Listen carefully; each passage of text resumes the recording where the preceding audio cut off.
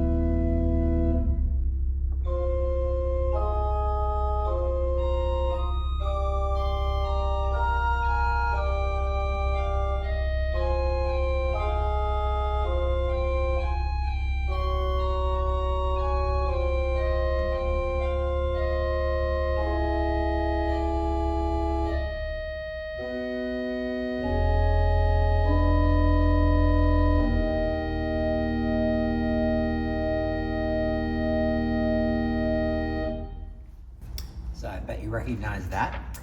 All right, we will move next. We'll move to the piano for the rest of them, but I'll tell you a little bit about our hymn of the day. It is a new hymn from All Creation Sings. It is Listen Now for the Gospel, and it comes from Zimbabwe. And in many assemblies, as we do here, we stand for the gospel reading. And we welcome the word into our midst, and we have a reverence of its importance in our worship. In Zimbabwe, the text and tune for this originated there, and it's not only standing for the gospel, but it's also moving and clapping that can accompany the gospel song. A leader would sing the first line, and then all would respond, Alleluia. And that was a call and response style, which allows everyone to watch as people stand and the gospel book is prepared, opened, processed, and read. And then its singing in parts is intrinsic to the Zimbabwe history. And it's a mix of African and European singing styles all together in one. So join in or make up your own part tomorrow. This is Listen Now for the Gospel over on the piano.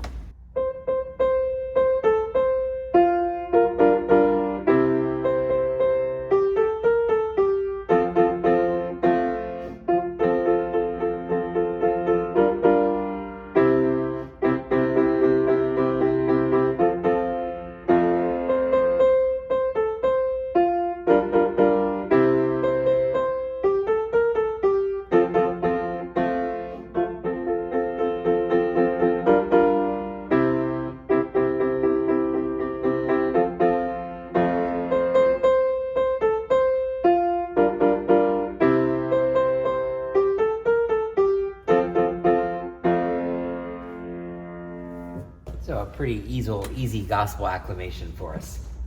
Next, we'll move to our sending hymn, which is very familiar, I think. It's "O for a Thousand Tongues to Sing." And this is the last hymn in our evangelical Lutheran worship. You might say, oh, but it's 886 and there are hymns beyond 886. Well, yes, there are, but they're not really hymns. Those are national songs that appear at 887 in the hymnal. And this is a hymn of praise, just like our gathering hymn, which we haven't done yet, but you'll hear about that in a minute. It's by Charles Wesley, probably his most well-known, and it was probably likely sparked by another hymn of a very close title, similar title, and that was for "Oh, That I Had a Thousand Voices." This was written in 1739, and it had 18 stanzas. So remember, the communion hymn only had 7, and we're going to do all 7. We're not doing all 18, and the order that we do them in is not the order that they appeared originally. So we actually do it as stanza 7, 8, 9, 11, 13, 1, in that order. This is "O for a Thousand Tongues to Sing."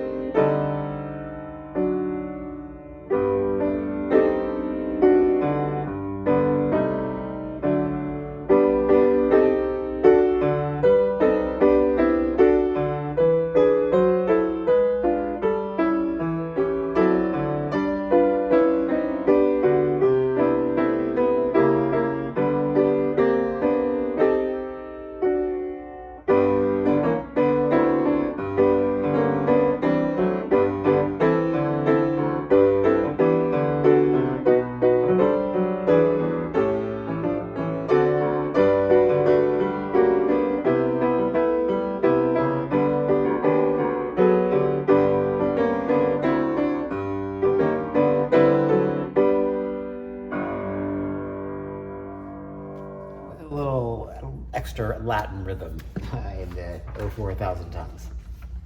And our last one to talk about today is our gathering hymn, another hymn of praise, "Earth and All Stars." This was written by Herbert Brokery, and it was written for the 19th anniversary of St. Olaf College. So it was written in 1964, and it talks about a lot of things. If you know that it was written for St. Olaf College or a university in mind, it talks about trumpets, pipes, cymbals, harp, lyre, lute, cellos, all those musical things that you might associate with St. Olaf College. Then it also talks about test tubes, athletes, bands, limestone, beams, daughters, sons, knowledge, wisdom, people praying, people cheering. And all of these people, all of these things are singing a new song about the marvelous, wonderful things that God has done. Earth and All Stars.